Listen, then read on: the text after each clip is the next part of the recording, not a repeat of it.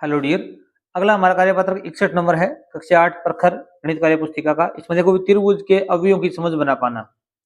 पहला प्रश्न है, रिक्त स्थानों की पूर्ति कीजिए। वह त्रिभुज जिनमें सभी भुजाएं बराबर होती हैं क्या कहलाता है? अभी समबाहु त्रिभुज। क्या कहलाता है? अभी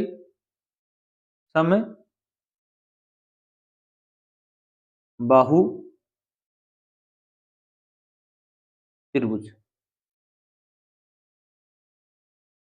क्या कहेंगे? अभी समबाहु त्रिभुज कहेंगे। 2 नंबर देखिए, भी यदि एक त्रिभुज की सभी भुजाएं बराबर होती हैं तो उसके कोण भी क्या होंगे? भी समान होंगे या बराबर होंगे। ठीक है, अगर सभी भुजाएं बराबर हैं तो कोण भी क्या होंगे? भी बराबर होंगे। यदि त्रिभुज की भुजाओं की लंबाई समान नहीं है, भुजाओं की लंबाई समान नहीं है, तो उसके कोण क्या क्या होंगे? भी असमान होंगे। असमान या फिर एक दूसरे के इक्वल नहीं होंगे। यदि किसी त्रिभुज की दो भुजाएं बराबर हों तो उसके दो कोण बराबर होंगे। दो कोण बराबर होंगे। अगर दो भुजाएं बराबर हैं तो दो कोण बराबर हैं, तीनों भुजाएं बराबर हैं तो तीनों कोण बराबर होंगे। आगे देखिए, भी नीचे दिए गए त्रिभुज को मापें और मान बताइए। आपको जो ए और बी जो रेखा है उसकी लंबाई बतानी है सेंटीमीटर में, तो आप स्केल का प्रयोग करते हुए इसे मापेंगे। देखिए, भी इस प्रकार मापने पर ये कितनी होगी? भी लगभग 2 सेंटीमीटर होती है। कितनी होती है? भी 2 सेंटीमीटर होती है। तो आप बताओगे ए और बी है उसकी लंबाई कितनी है? भी 2 सेंटीमीटर है। और बी सी की जो लंबाई है वो कितनी है? भी बी और सी। तो यहां से लगाकर यहाँ मापोगे, ये कितनी होगी? भी 3.2 सेंटीमीटर। 3.2 सेंटीमीटर। और कोण ए का मान बताना है आपको। ये कोण ए है, इसका माप बताना है, तो आप डी की सहायता से बताओगे। तो इस प्रकार यहाँ लगाओगे।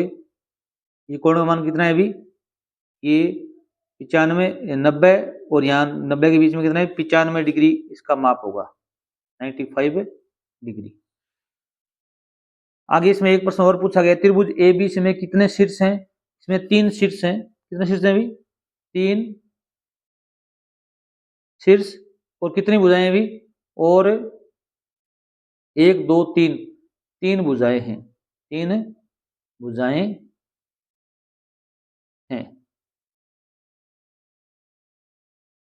आगे देखिए प्रश्न संख्या 3, नीचे की दिए गए त्रिभुज में कुछ बिंदु दिए गए हैं, कहाँ स्थित हैं बताइए। बिंदु ए यहाँ पर दिया हुआ है, कहाँ स्थित है? भी त्रिभुज के शीर्ष पर। त्रिभुज के शीर्ष पर।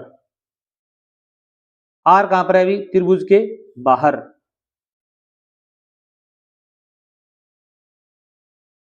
त्रिभुज के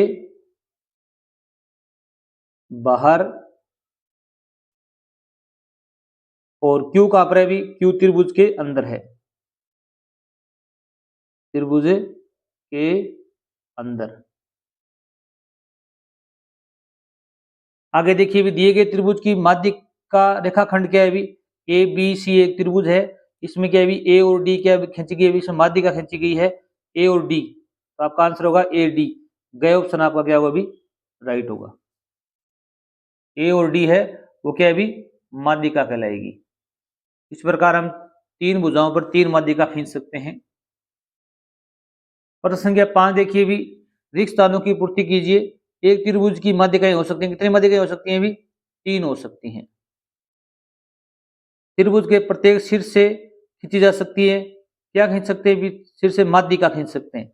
प्रत्येक शीर्ष से माध्यिका खींची जा सकती है। तो आप यहाँ पर क्या लगाओगे? भी माध्यिका। त्रिभुज के तीनों कोण का योग कितना होता है? भी 180 डिग्री होता है।